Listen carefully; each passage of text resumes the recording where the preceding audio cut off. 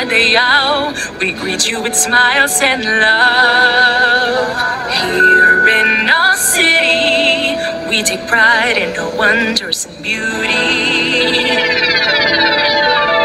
Davao, syudad ng paraiso, mula San Pedro hanggang kay Apo.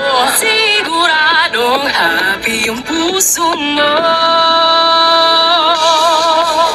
Mabuhay Madayaw, buwag sa Davao, Sigaw, sa makulay ang bulaw, para sa Davao, Kuyaw. Let's go, let's go, this is Davao, Davao,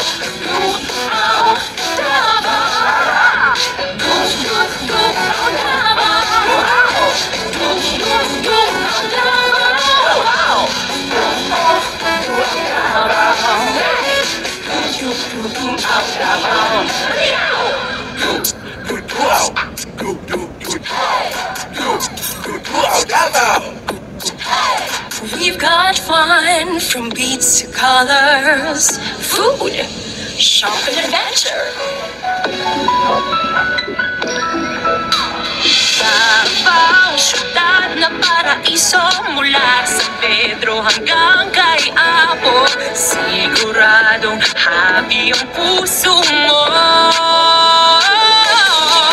Mabuhay Madayaw, buwag sa Davao, Sigaw, sa makulay ang bulaw, para sa Davao, Kuyaw.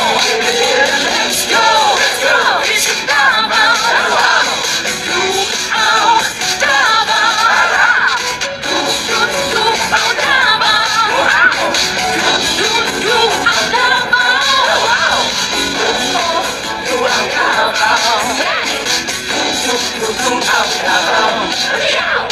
samot-saring kultura, isa ang untak, taranat, unahan. Syudad niya ako, piling ko love Davao, Davao.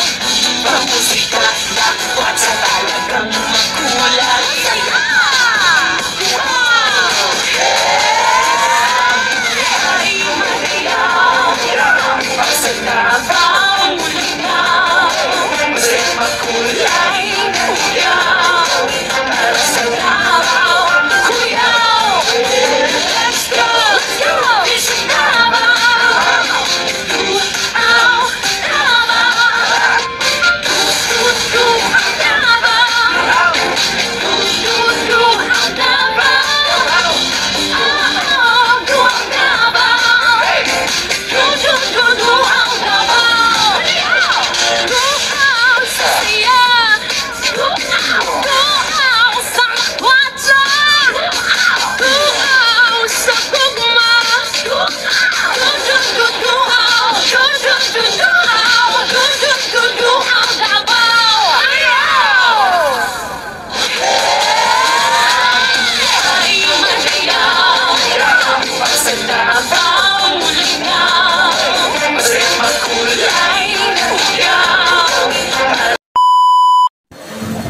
Magandang hapon mga babayan.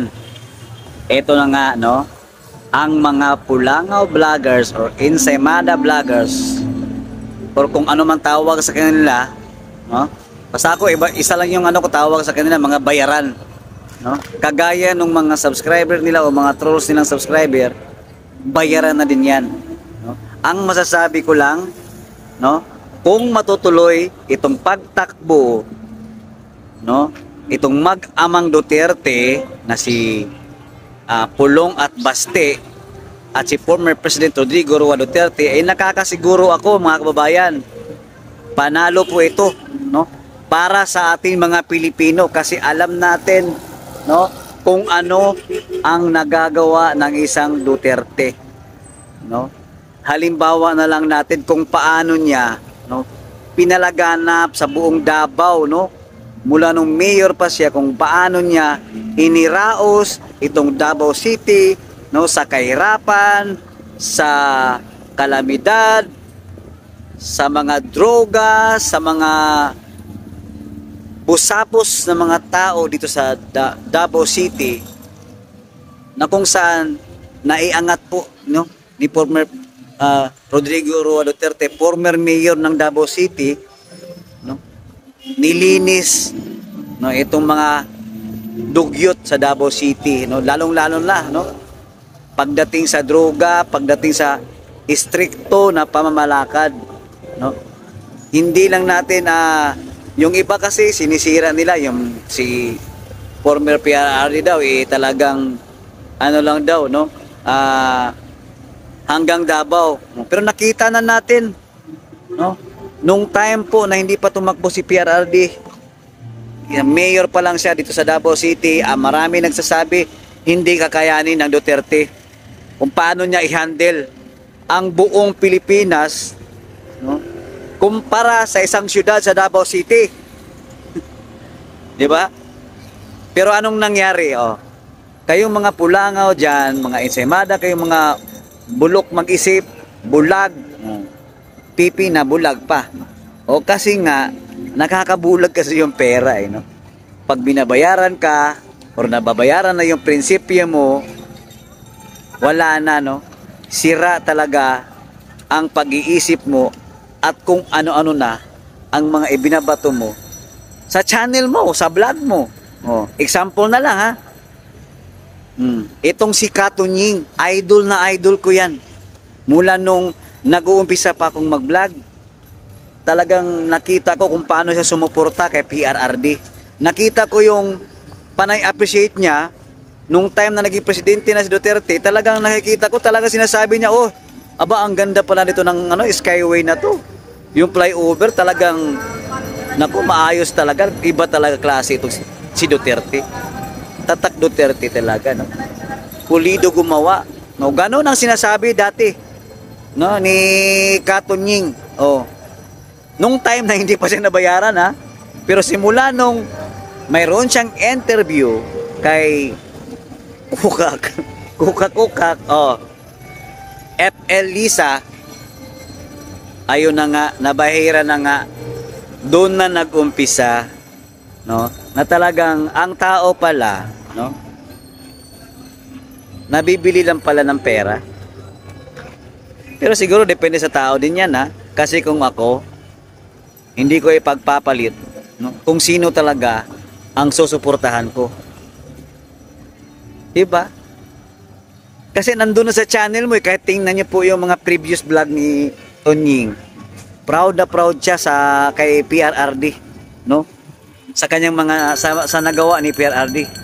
Pero bakit ngayon panay paninira, ang sasabihin, mga ganito ganyan, sa kay Duterte, retired na si Duterte, wala nang ibubuga, sinisiraan, kung hindi kayo takot, bakit kaya para kayo natataranta? Bakit tila ba'y panay paninira ninyo, gusto ninyong ipagsigawan sa mga channel ninyo, itong mga pulangaw na vloggers, sinasabi nila, no, laos na daw yung mga Duterte. Walang nagawa ang mga Duterte. Si Inday Sara, nanalo lang daw dahil sa mga Marcos. Grabe. 'Di ba? Ganun ang mga birada nila ngayon sa mga Duterte, no? Kasi natatakot 'yan, no? Itong tatlong three kings na Duterte ang magdi-dismantle, no, sa lahat diyan sa loob ng Senado. Kasi ang daming matatapang diyan, no? Ang dami bang, kumbaga, naghahari-harian sa Senado. Ngayon, ano na? Hindi nga natin alam kung totoong tatakbo, di ba? Hindi natin alam kung talagang yung pinalabas na balita talagang sure na yun. Unang pasabog pa lang yun ni Ma'am BP Sara. Ayan na nga, nagumpisa na. Ito kasi si Bangag, si Ma'am BP Sara na lang nga ang tunay nagtatrabaho sa kanyang administrasyon, hindi pa sinusuportahan. Di ano nangyari ngayon? Ayan tuloy, wala nang the best the best department, no, sa administrasyong Marcos. The only one lang yun, yung DepEd o Department of Education, talagang nagtatrabaho. Ito naman mga Pulangaw, sinasabi, wala namang nagawa si Sara Duterte, no? Kahit sa DepEd wala siyang nagawa. Kahit sa BP siya, wala rin siyang nagawa. Pastilan. Ganon talaga mag-isip, no? Pag ang tao o isang vlogger na bayad, kagaya ng mga trolls dyan na kung ano-ano ang mga sinasabi dyan sa mga comment section,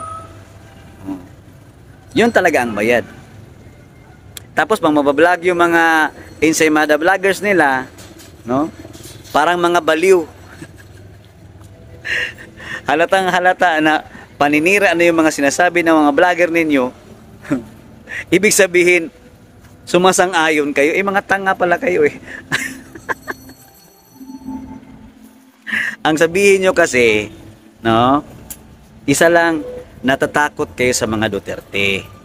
No? Isang pasabog na kung saan pwedeng magkatotoo, pwedeng hindi. It is only a political strategy. Depende na yon. Pero kami, mga solid Duterte, kahit sino ang tatakbo sa kanila, maging presidente man yan, o senador, kahit iilan pa yan sila, so suportahan yan ng mga solid DDS supporters. No? It's either si Ma'am Inday Sara ang tatakbo sa 2028, no? Presidential election, or pwedeng si Mayor Baste. Kahit alin pa dyan sa dalawa, susuportahan yan, no? Ng mga solid supporters ng mga Duterte. Kita nyo naman, no? Si Mayor Baste, lagi natin nakikita. Saan? Diyan sa may Isog Rally. Bakit? Kasi wala namang ibang umiimik, no? Bukod tanging siya ang palaging may boses sa may Isog Rally. Halatang halata, talagang napakatapang, no? Manang-mana sa kanyang ama. May isang salita, may prinsipyo, may ipinaglalaban, no? Baka naman nakalimutan ninyo, ang Maisog Rally ay hindi po sa mga Duterte, ha. Ang Maisog Rally, nagkaroon tayo niyan dahil itong mga kababayan natin, mga ordinaryong mamamayan, gusto nila ng pagbabago. Ganun yun. Kaya nagkaroon ng Maisog Rally. Pinipigilan nila, ginogorgor nila, ayaw nilang matuloy, no? Pinipigilan nyo kasi yung Pilipinas. Ayan, tuloy, dumadami na ngayon yung Maisog Rally International. Andyan yung Hong Kong sa July 7. May Ireland pa, may Italy. Naku, dumadami na, no? So ibig sabihin, hindi naman, no? So ibig sabihin, talagang marami ang naniniwala, no, sa Maisog Rally. Kaya tayo, mga kababayan, mga solid DDS, huwag tayong maniwala kasi kukunti na lang yan sila.